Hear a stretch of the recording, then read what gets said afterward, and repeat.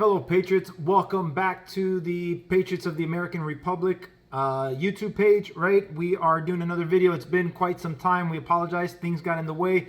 Unfortunately, we do live on the west side of Florida, so we did get some impact of Hurricane Ian, and actually that's what we're going to be talking about today. We're going to be talking about the impacts of Ian. We're going to be talking about the response. We're going to be talking about some of the ridiculousness that's coming out of this.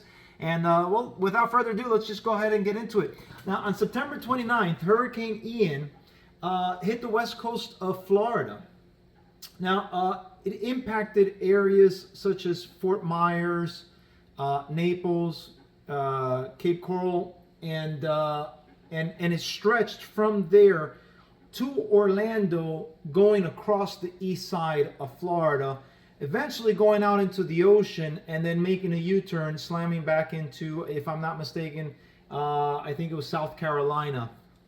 Now, it caused a wave of destruction during that time throughout that path, right? The death tolls are rising. They're continuing to be counted as we speak. You know, it's a tragedy. It was a huge storm, right? Where I'm positioned right now, I live north of Tampa. We originally thought that Tampa was going to get hit with the eye, right? Because when you look at the tracking models, that little circle of wherever it goes, that they're tracking the eye and I guess the wall around the eye, right? What forms the eye. And that's what they're looking at when they say it makes landfall. But obviously, when you look at the radar, you see how massive the winds expand, or the clouds expand, right? And so you can feel the effects, you know, a good, you know, maybe 100, 200 miles away, maybe more, depending on the strength, and so on and so forth, right? So it really does depend. So we were actually thinking it was going to, I think maybe like 2 or 3 days beforehand, we thought it was going to hit the Tampa area. Man, you know, I got sandbags for the backyard so the water wouldn't come in through the door, etc.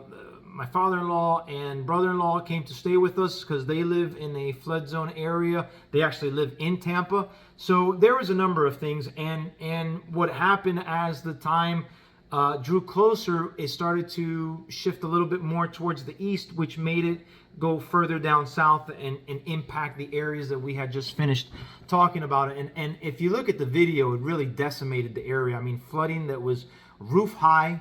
Cars were inundated, roads were broken down, bridges were dismantled, and so on and so forth. And I mean, that's just property, right? That's that. But the lives that were lost, it's sad, it's tragic. Unfortunately, data shifts. These things are unpredictable.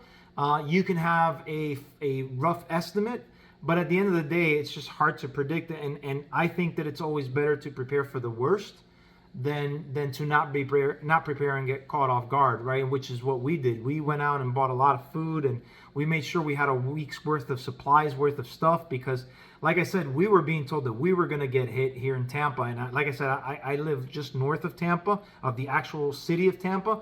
And so what I heard was that if you're within a 40-mile radius of the eye wall, you're pretty much going to get the strongest amount of winds, and that appeared so. Fortunately for me and my family, we didn't get impacted. Like I said, we lost some electricity, but it was not anything big.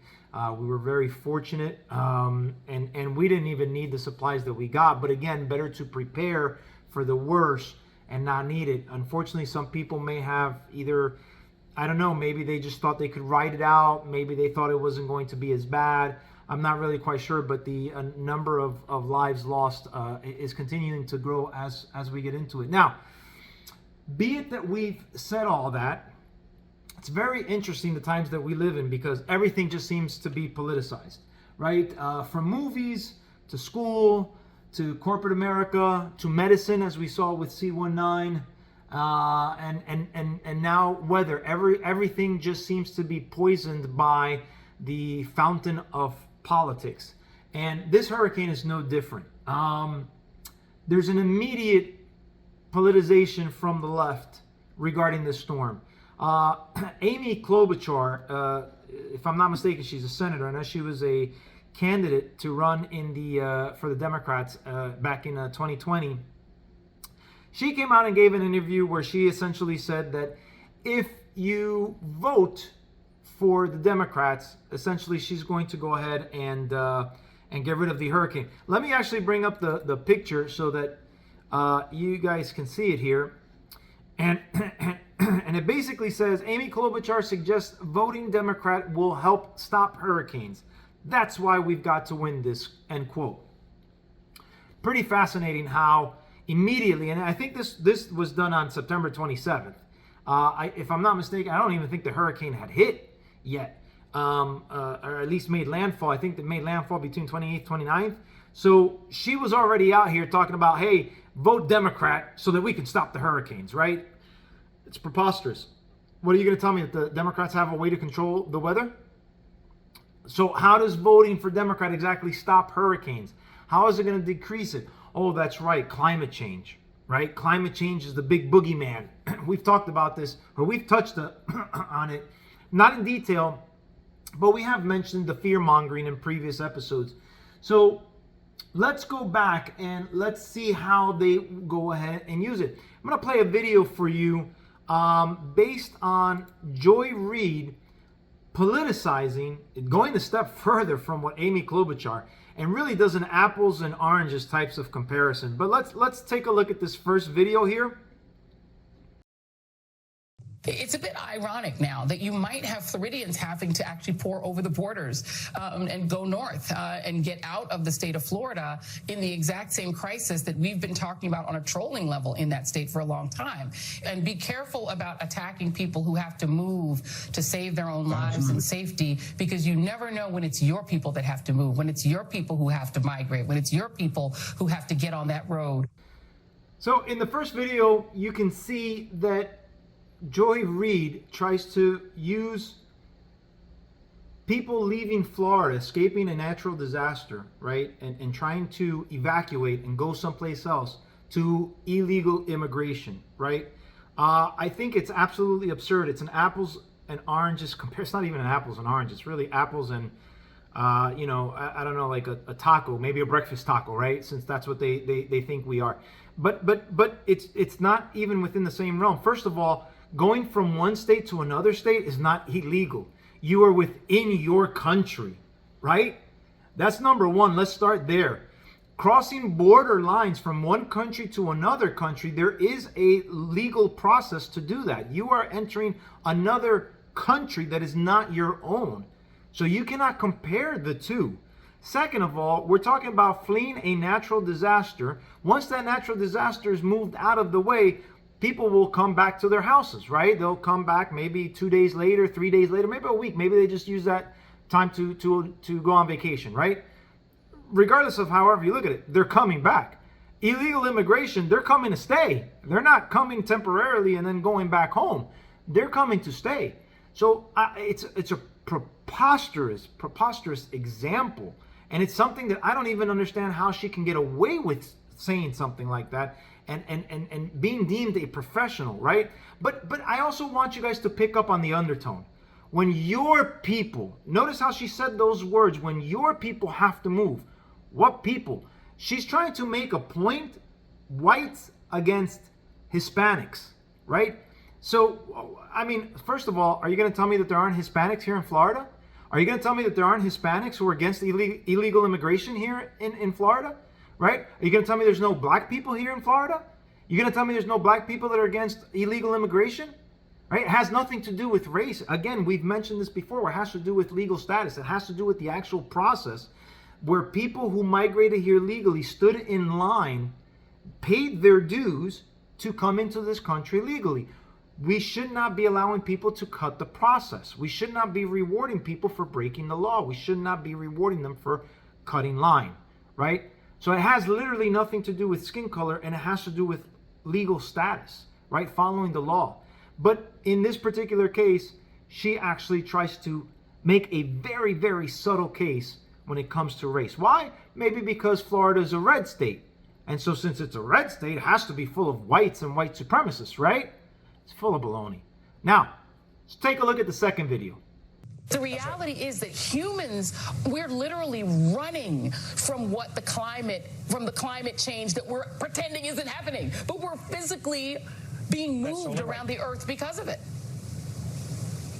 It will actually be the single biggest cause of migration. We typically think of migration being caused by conflict and wars and things like that. In Syria, it triggered it in Ukraine. That's not going to be what it is. It's actually going to be migration because people can't move. Generally speaking, prosperous people can move first because they can afford to. But eventually, when the grain stops growing or the fields keep flooding, the poor people move too. And we're going to have to come to terms with the fact that that's going to be the major cause for migration around the world and here in America. So in the second video has to do with climate change. And they're using climate change, she's using climate change, to justify the illegal crossing. It's like, hey, those people are escaping climate change as well, right? No, they're not. They're not escaping climate change. What they're escaping is a corrupt government. Their corrupt government. Their corrupt government that is inept in handling gangs and violence and etc. We all know that when you go to third world countries, how third world countries are run. I mean, heck, we're in a modern civilized country here, right? We're in a modern country here, and yet we've got corruption, right? How much more would it be in third world countries, in countries that are underdeveloped, right? My father, for example, is a good example of that. He's Peruvian. He's native born in Peru. And he's gone to Peru, and he goes regularly, and he's had to deal with law enforcement that unfortunately is corrupt. They'll stop him needlessly, and because they know that he's an American citizen, they'll find a way to squeeze money out of him, right? And so anyhow, I mean, it's no surprise, right? But to make the distinction or to make the correlation between illegal immigration and climate change and using climate change as a reason to keep the borders open is absurd. It's absurd. But what do we expect from absurd people? What can we expect from the illogical left, right? But it doesn't stop there. We've seen this politicization of weather from a couple of years back. It's really nothing new. It just feels like it's on steroids. And it feels like it's on steroids right now, mainly because it's happening in Florida. Florida is obviously a red state now at this point. Governor DeSantis is doing a bang-up job, and they need to find some way to slow this guy down because he could be a potential for 2024, even though I don't think he is, because I think that depending on what happens with all this stuff, I think Trump, it would be better if Trump was 2024 and then DeSantis after that, so we can have a total of 12 years of Republican leadership, good Republican leadership. I do want to make that emphasis. But where did we see this before? Where do we see this type of ridiculous, illogical, thought process, right? Well, back in 2017, okay, the Washington Post, the same Washington Post that is claiming that Donald Trump was trying to sell nuclear codes, actually blamed the hurricane, if I'm not mistaken, hit in North Carolina. They blamed that hurricane on Donald Trump, that he was a direct cause of it for leaving the Paris Accord, right? Remember, Trump was all about stopping to send money needlessly to foreign countries for stupid things that didn't make sense. And the Paris Accord was one of those things that he pulled us out of. So naturally, when we got a good-sized hurricane that impacted, what was the first thing to do? Blame Donald Trump because of climate change, because he's adding on to climate change, and so on and so forth, right? Where else did we see some of this politicization of weather and climate and so on and so forth? Well, from our very own creepy Joe Biden last year, stating that the best thing that we can do to prepare for a hurricane is to get unbelievable. How does getting a jab, how does that prepare me for a hurricane? Not water, right? Not non-perishable foods, not hurricane shutters, not batteries, not lights, candles, right? Or flashlight, candles. None of that. None of that was to prepare for a hurricane. But you should go get your shot, right? It's absurd. Let's watch it. Let's hear it from his own mouth. God forbid a natural disaster strikes, we have to make sure we're ready to be protected against COVID-19 as well. Let me be clear. If you're in a state where hurricanes often strike, like Florida or the Gulf Coast or into Texas, a vital part of preparing for hurricane season is to get vaccinated now. It's really unbelievable. Like I remember actually seeing that last year and thinking to myself, what? I mean, really? Like, who thinks that makes sense? I mean, and I'm sure you can find some way to justify, oh, well, just in case, it's better for you to be protected, right? And in the event that you have to go in an emergency, go to a hospital, so on and so forth. Maybe. But you really think that if I've got a category 3, 4, 5 barreling down my face, you think that's what I'm really focused on? You think that's what I'm really worried about? I think I'm more worried about the roof over my head than to worry about that stupidity, right? And we already know what happened. We already see the results of that are starting to come out little by little. The truth is starting to trickle out. And we actually do cover a good amount of this misinformation that was given to us by the experts, right, in one of our episodes called misinformation or misleading information, right? You can check that out. We'll link it in the description, where we actually dig into the misdirection, the misinformation, the changing of the goalpost, all of the different things that took place. But moving forward, why do they do this? They've been doing this for a while. They love to fearmonger. I don't know if you've noticed that about the left, but they love to fearmonger. Now they're going to accuse the right of doing the same thing, and for the most part, I can say that it's not an apples to apples comparison, right? When the right tells you of something, it's because we see the effects. Here's what I mean by that. So when we say they're trying to take away your constitutional rights, I mean, we've played video in prior episodes where that's what they're doing, right? They're censoring your freedom of speech, right? There's certain things that you can and you cannot say. They're working with big tech companies like the one that I'm performing on right now, right, to censor you, right? We saw how they told Facebook to bury the Hunter Biden laptop story, right, prior to the elections, right? And so that is that. Oh, they did it to a major news company. I think they did it to the New York Post, if I'm not mistaken. So that's an infringement upon your First Amendment right? And then obviously we know every time there's an attack, you go straight to the guns, right? And so on and so forth, right? So the jab itself, I mean, they forced it after saying that they wouldn't. They did, right? So they're doing these things that are really tyrannical, right? So it's not fear mongering from our side because they're actually doing it, right? Why do you need to protect yourself? Why not just call the cops? Well, if you look at 2020 and the riots that took place in 2020, you could see why, right? So anyhow, but the fear mongering happens all the time, right? Fear mongering regarding climate change has been going on for quite some time, but specifically here, we've got CNN, if I'm not mistaken, trying to make their case that there's an increase of hurricanes because of climate change. So let's take a look.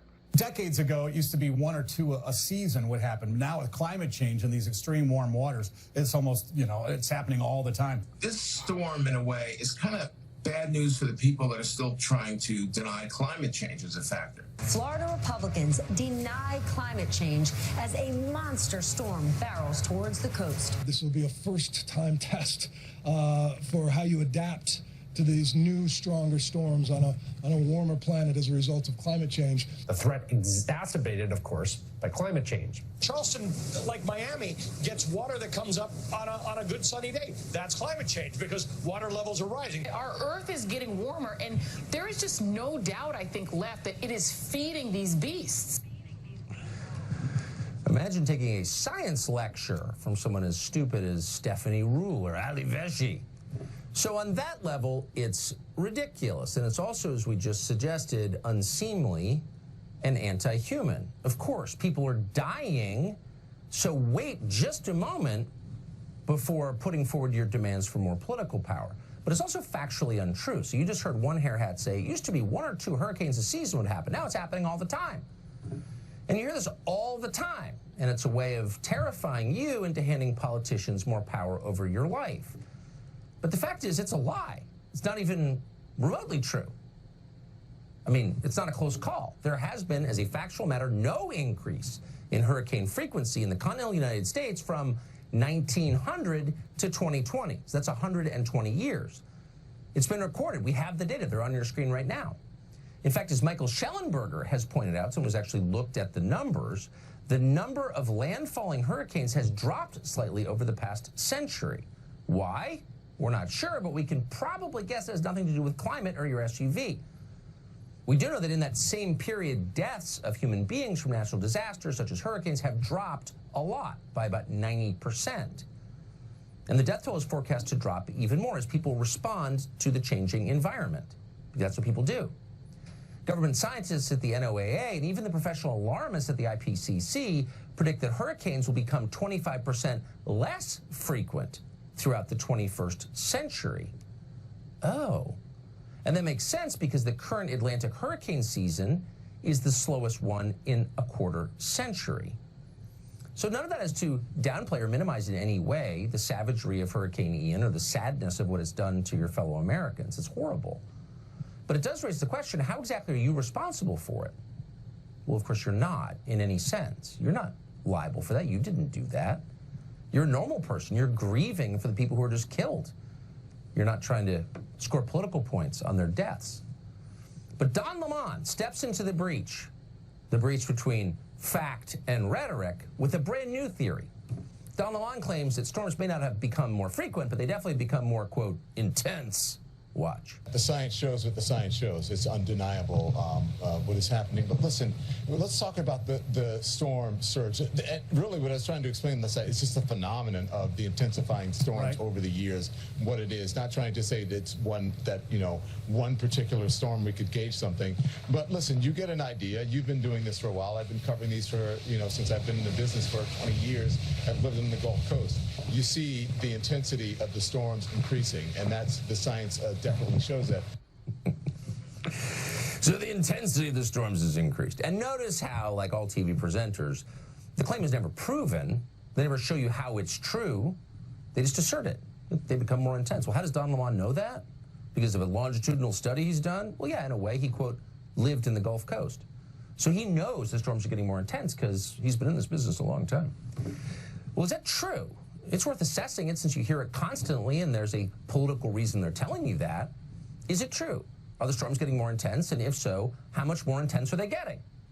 Well, we did our level best, since this is a news show, to get to the bottom of that. According to the latest models, the worst case scenario is that hurricanes get 5% stronger this century. We're 22 years into the century, 78 years to go. So hurricanes are 25% less common and at most 5% more intense. Do the math. Well, as scientist Roger Pelkey put it, quote, even under the most extreme scenarios of climate change, future disasters will look a lot like today's. So it's not really about science, is it? Because actually there's no science behind these claims. No. It's what everything is in this intensely politicized country. It's another opportunity to punish people who don't vote the right way, to cow them into submission, to seize the moral high ground, to punish your opponents. That's why even as bodies are still being identified, and apparently many have not been in the streets of Florida, The View, which apparently is still on the air, mocked the people of Florida for daring to ask disaster relief money from the federal government. Watch this.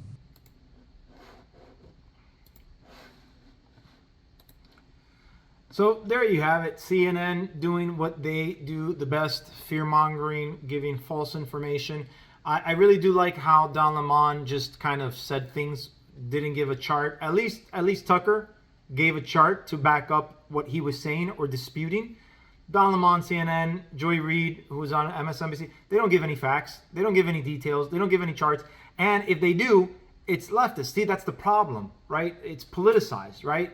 So you look at news organizations. You used to think that news organizations were apolitical, which they should be, but we've seen over the past decade that they're not. You have you have left-leaning ones, which have been massively on a scale been called fake news for a specific reason, right?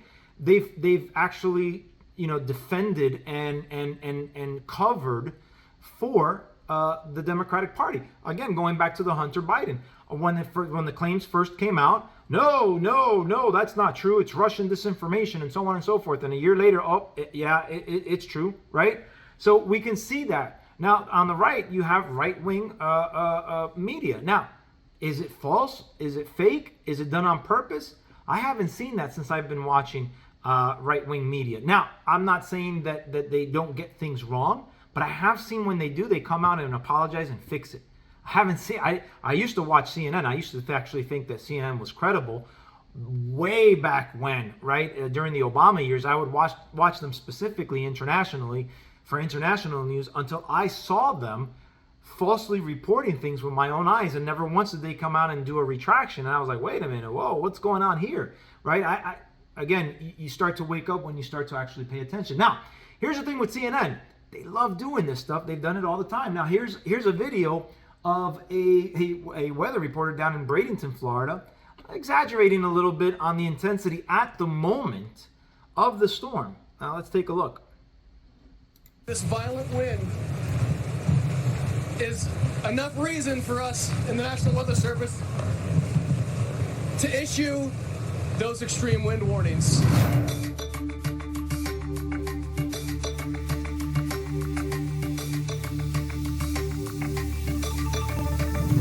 Clearly, the way that we are getting whipped around and battered by this violent wind is enough reason for us in the National Weather Service to issue those extreme wind warnings.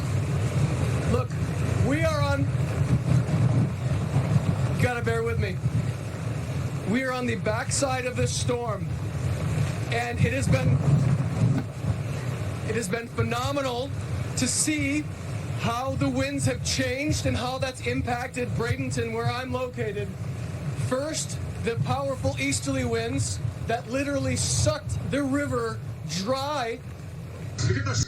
I mean, that's number one. It's bad acting. Let's start there. But did you notice how he's trying to stay on his 2 feet and making it seem like the wind, and there's no doubt there's a good amount of wind. You see the trees shaking and so on and so forth. You could see the line of rain, how it's falling at an angle. So no doubt that there were some heavy winds, but I think he took it overboard, making it seem like the wind was pushing at him and moving him when the guy behind him in the background was walking towards his car with no problem. He had no issues with the wind. The wind wasn't pushing him. He didn't fall and so on and so forth. He wasn't staggering to get to his car, right, and beat the rain and beat the wind. He wasn't doing any of that, but the reporter was. So either A, the wind was very different where he was standing, and maybe about 30 feet away, it was different over there. I don't know, but I'll let you guys decide that.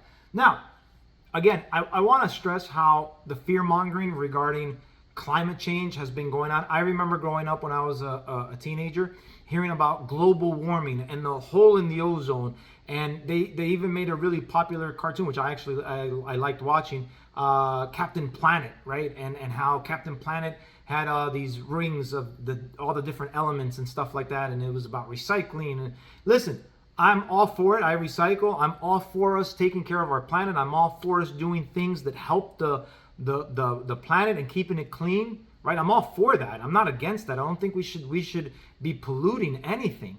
But what they're proposing is not a solution. All they're asking for is more of our taxpayer dollars, more power, and more control, like Tucker mentioned before, right? If you look at what they're proposing from us here, we're not the biggest pollutants in this world, right? You got China that goes unchecked, you got India that goes unchecked, and you got the African continent that goes unchecked. Nobody ever says anything about there. So whatever we do here pales in comparison. It's going to have very little to no effect in comparison to the stuff that they do over there. Until that stuff or that area gets right, it doesn't make a difference. Now they're going to tell you, well, we should be the leaders of that. No, listen. You want to be a leader? Fine, innovate, but don't take more of my tax money, right? Don't govern from a tyrannical position over me, because that's not going to work. I don't want that, right? So, and that's what they do now. we've heard, and I love this because Candace Owens was on Tucker the other night and she laid it out big time. As a matter of fact, I'm going to let you guys hear it from her because I think she does a really great job of saying it. Lobby because they just keep being proven wrong. Now, when I was a kid, I was told it was global warming. Hide under your desk, kids. The polar bears are going to drown because there's global warming. But they stopped using that language around 2011 because accidentally the Earth started to cool and disproved their narrative. Before my generation, by the way, Tucker, there was a generation that was told global cooling was going to spell the end of the world. Except what happened was they were proven wrong and the Earth started to warm. There was the ozone layer. Remember the ozone layer, the hole in the ozone layer. Yeah. Oops, that actually wasn't a tragedy, and so they moved on. There was the acidic oceans. There was going to be acidic rain because the oceans were acid. Oops, that didn't happen, and so they moved on. They've been wrong over and over and over again. Their climate models are a complete fraud, and yet they're still allowed to look you in the face when a natural disaster strikes and tell you, well, you know what, I know we've been wrong forever and we've never once gotten it right, but give us your money anyways. These people are sick. Man, I couldn't have said it better myself. Now, I don't know about all the details regarding, the specifics behind what all the different things that she talked about from the left's angle, right? Like climate change and the whole. I don't know about any of that stuff, to be honest with you. But I do know what she said is factually true as far as what they use to cause this fear-mongering, right? Like I said, I grew up listening to everything that she just said about global warming and the hole in the ozone, and it was probably before my time, but the cooling of the globe, right? And Tucker seemed to know what she was talking about because he said, I was there for that. So apparently they keep moving the goalposts when it comes to this particular issue. And we see that in other forms, in other subject matters, right? When it came to, and we explained it during our misinformation episode, how they moved the goalposts when it came to getting, mask.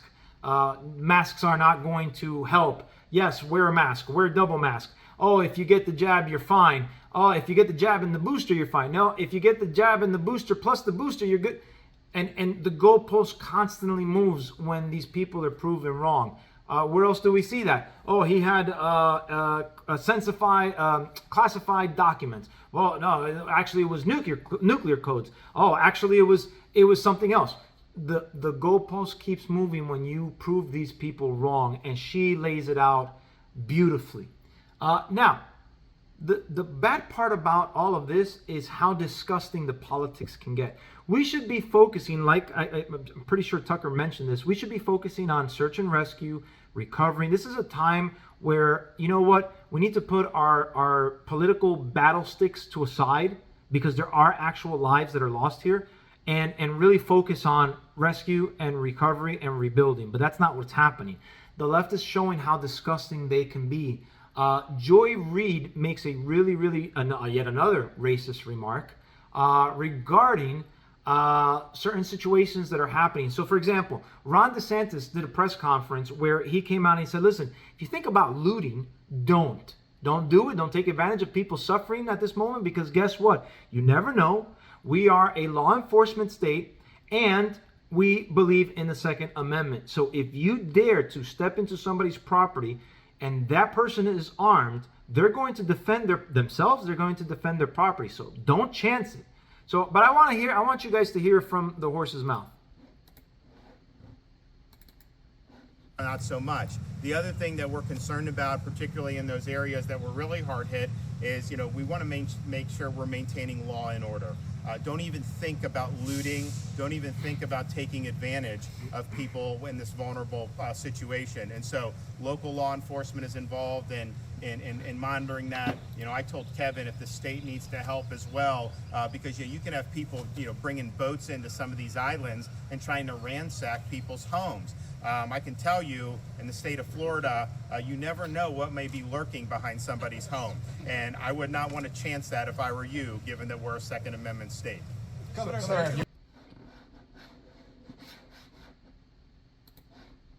That seems pretty simple, straight to the point. Notice, he didn't mention anybody's color.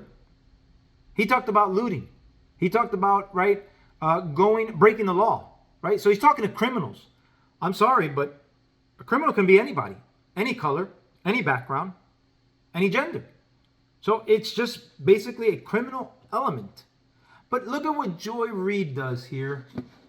Very sneaky on her part. Again, if you're a racist, it's sneaky. But if you're on point, you kind of know what's going on. She actually put up a tweet.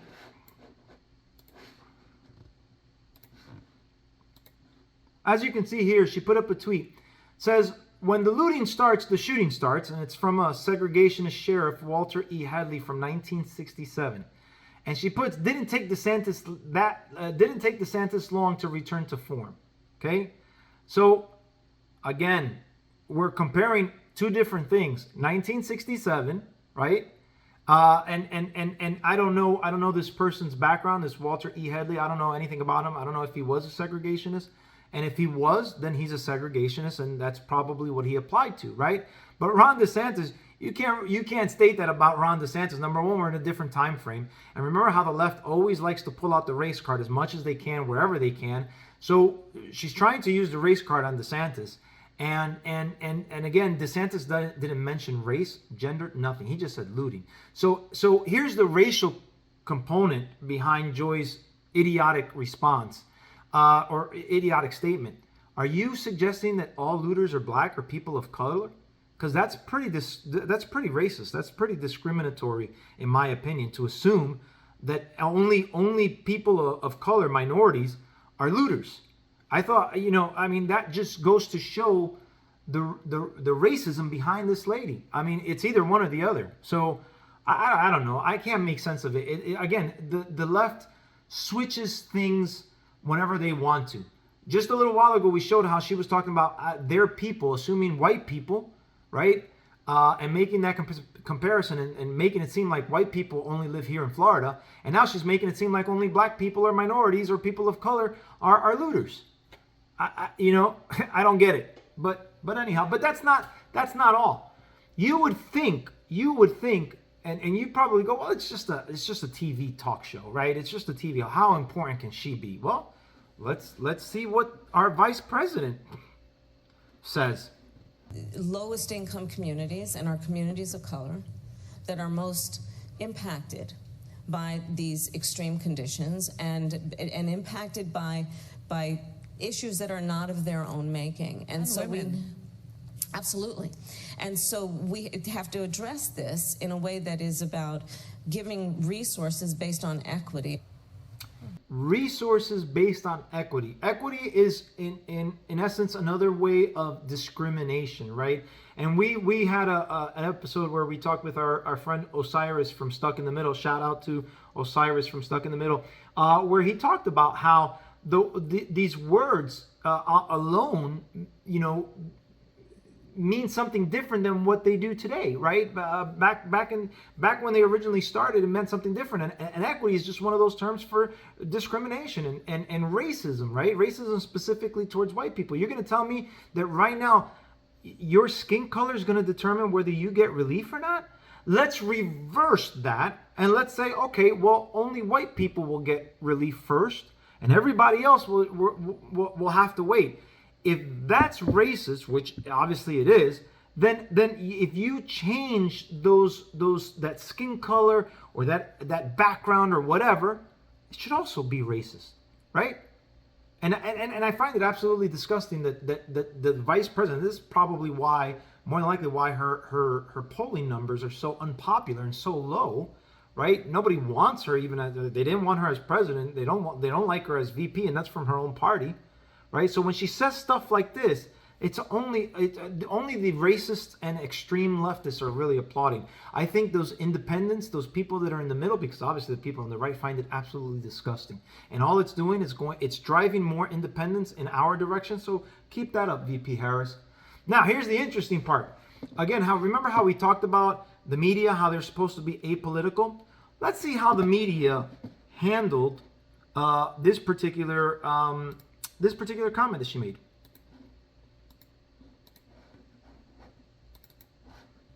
What we got to do is we got to bring everybody together. I would also say that what Vice President Harris said yesterday, or day before yesterday, that if you have a different skin color, you're going to get relief That's faster. not what that's not what the Vice President said. So I think what we've got to do. That's not what the Vice President said. She talked about equity exactly and the problem within FEMA. No. Wait. Margaret, let's make sure. FEMA has to be colorblind. FEMA has to provide support to everybody. So she tried to correct and say, hey, that's not what the vice president said. She didn't say about skin color. Equity is about skin color. Absolutely. If you look at how and unless I have an incorrect understanding of what equity is, which I don't, I know exactly what equity is because we've been hearing it for the past 2 or 3 years. It's people of color first, right? So we know that. So I don't understand this reporter's position and how she can try and defend the vice president or try and twist it to make it seem like, no, she didn't say that. She didn't say people of color first or people will get relief by color first. It's absolutely absurd. She should not have taken that position. But again, it's CNN. We know that they're going to take that position because they protect their own. That's just the way it is. So it's absolutely pretty disgusting, but it doesn't end there. Now, before I get into the next section, the good thing is that the director from FEMA came out and said, listen, anybody who needs relief is going to get relief regardless of any background whatsoever. So I'm glad that the FEMA director is not on this same page, that whoever this person is looking at, is taking her position or their position the way it's supposed to be, right? Colorblind, apolitical, etc. But let's go ahead and check out the next video we have. Why do you stand behind Lee County's decision to not have that mandatory evacuation until the day before the storm? Well, where was your industry station when the storm hit? Were you guys in Lee County? No, you were in Tampa. So that's, they were following the weather track and they had to make decisions based on that. So in this video, we've got CNN trying to make Ron DeSantis look stupid and actually ends up making herself look stupid. Why? Again, they're trying to go after Ron DeSantis in every single which way that they can. Why? Because of his popularity, right? Because he's not only popular here in Florida, he's popular, right? His actions, his leadership have gone across the country. People have heard of his leadership all across the country, and they know that he's a threat to them. So they need to take him down. They need to paint him as a racist the way they did with the whole Martha's Vineyard thing, etc. So they need to try and make it look like he's a poor leader here, and he's not. He declared a state of emergency well in advance. That he's been with locals in constant contact, etc. Right? So his leadership has been at the forefront, and it really, it's really a remarkable thing. He's led Florida through the pandemic in a way that's very different from the other states, specifically the blue states. Remember, they were trying to call him Death Santis, but they would ignore Andrew Cuomo's actions up in New York. So this man, let me tell you something. Ron DeSantis has really changed my mind about governor. Never realized how important it was to have a good governor up until Ron DeSantis, to be honest with you, and that's ignorance on my part. But he has really shown me a different tune. He's opened my eyes to how important that position is and how good leadership, what good Republican leadership looks like. That's why they consider him a threat, because they know they're going to have to face him. If it's not in 2024, it'll be in 2028. But they know, and they're having a difficult time to try and smear him. So they're going to try and look for any minute thing to do it. And in this particular case, it failed once again because this man is sharp. He knows what he's doing, and he's just a great leader. I hope that every governor, every Republican, whether if it's senator, whether it's mayor, whether it's congressperson, I don't care what you are. Look at what Ron DeSantis is doing, and you guys need to emulate that. Guys, this is it for my segment on the politics behind weather climate. I hope it was informative to you guys. Don't forget to hit the like and subscribe button. Share our video so that way we can continue to grow the channel and bring you content the way that we're bringing it to you now in pieces and segments and hitting these important talking matters. Next couple of videos, we're going to get into some really deep stuff regarding the political parties, specifically more so on the Republican side. We kind of talked about the differences between both parties And we already know that the Democrats are pretty much, I mean, for the exception of maybe 1 and 2, they're all the same. But Republicans are very, very different. You've got some that are strong, like Ron DeSantis. You've got others that are pretty weak, like Murkowski and Collins and a snake like McConnell. So we'll get into that in our future episode. Look for that pretty soon. Guys, until the next time, take care. God bless America. And don't forget, the midterms are coming up. We got to show up in full force. We need that red wave to pull right on through in both chambers so we can take back the House and the Senate. Guys, until next time, God bless and peace out.